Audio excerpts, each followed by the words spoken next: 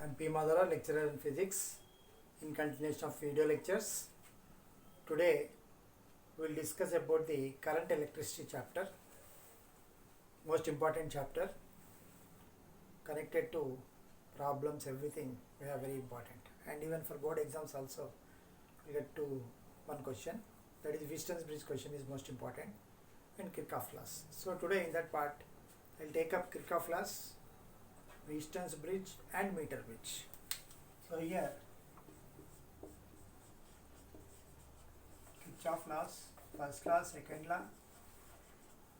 Second one is Wheaton's bridge.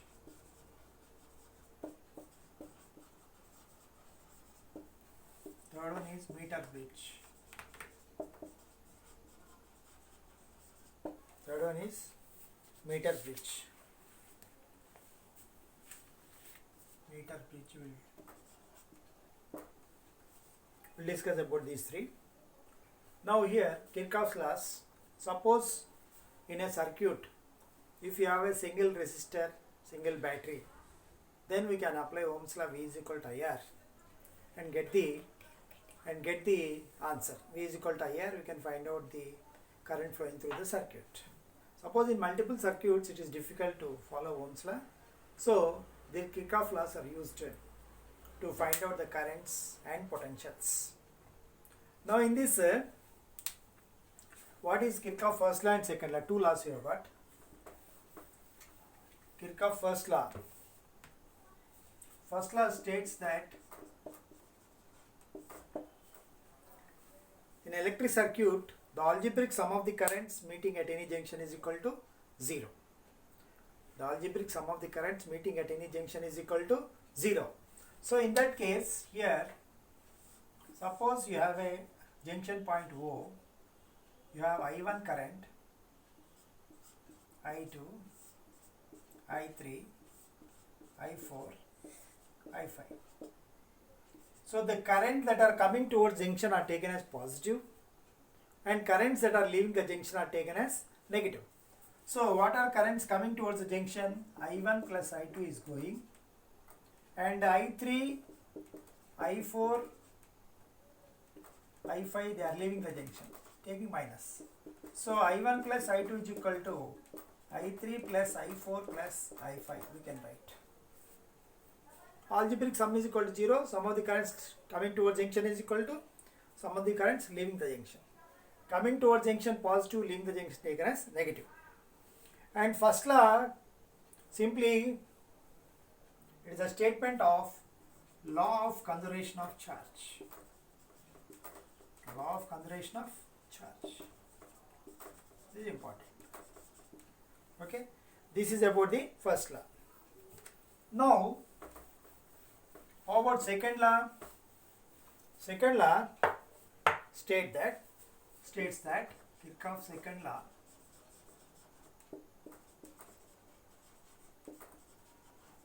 the algebraic sum of the potentials, the algebraic sum of the changes in potentials in any around a closed resistance circuit is 0. The algebraic sum of the potentials in a closed circuit is equal to 0. Now here, so in this case, suppose you have a battery, resistors like this, EMF, I is the current, R1, R2. Now here, now in this there are two rules are there. One is, if you, here I will write directly first equation, E minus IR1 minus IR2 is equal to 0. To write this equation, you need to follow some rules. Rules means here, first one, this rule just to orally you can say negative to, sometimes some students what they say, increase in potential positive EMF, decrease in potential negative EMF, like that will take. Instead of that, I will give you as rule, that is EMF in the direction of current. EMF in the direction of current positive, EMF opposite direction of current negative. Opposite the direction of current negative. Okay. Next, potential in the direction of current.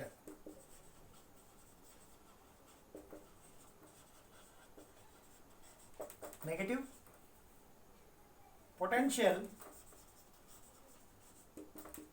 opposite to direction of current. Opposite direction of current. Positive.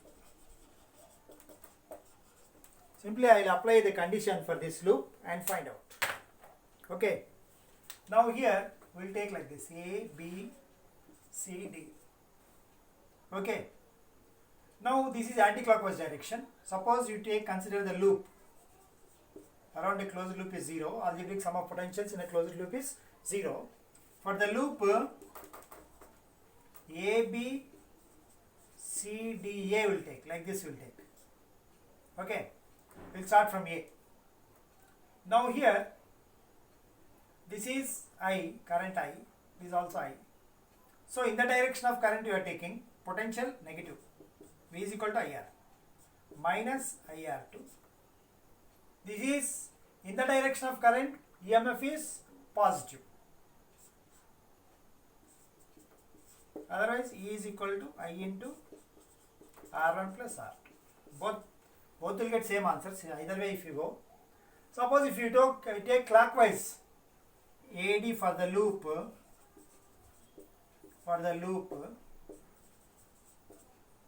AD CBA will take. Like this clockwise will take. So if you clockwise, opposite direction of current, here current. So what is the condition? EMF negative, potential positive, 0. You bring this side, both you are getting same only. This is how you have to apply the laws while working out problems. This condition is very, very important. Okay, do follow this. Okay. Now, by applying Kirchhoff first law, the second law is law of conservation of energy. The second law is simply, it is in conservation with the law of conservation of energy. Simply statement of law of conservation of energy. Okay. Now by using this Kirchhoff first law and second law, we are going to derive a condition for Weisstein's bridge. Condition to balance the Weisstein's bridge. So what is Weisstein's bridge means here? Suppose you have a 4 resistors.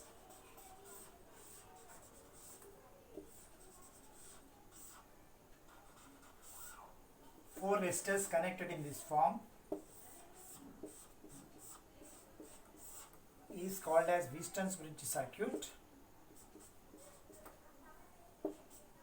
Current direction is very, very important.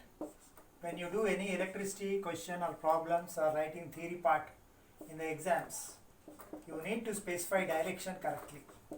That is very, very important. PQ RS. This is I1, I2, I3, I4. A, B, C, D. We take like this. Okay. Now, 4 resistors are connected in this form is called as Weisstein's bridge circuit, and it is used to compare the resistances. Compare the resistances uses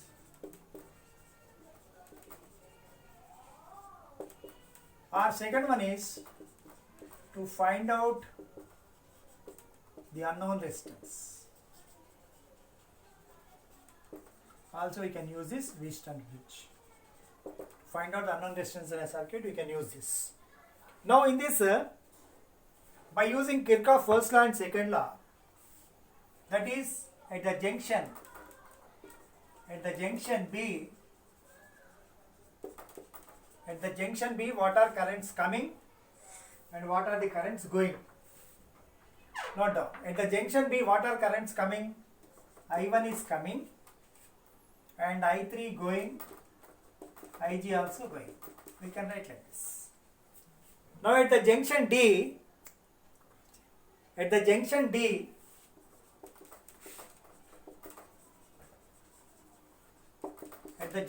what you find? You will find here what are currents coming? I2 is coming, Ig is coming, and I4 is going. 0. We can write like this. And in order if the bridge is balanced, P by Q is equal to R by S, we are going to derive this. This is a condition of a balance of a resistance bridge. This condition we are going to derive. Now, if the bridge is balanced means this galvanometer current is 0. Galvanometer current is 0. Then if galvanometer current is 0, we can write I1 is equal to I3, I2 is equal to I4. We can use this. Okay, this is first.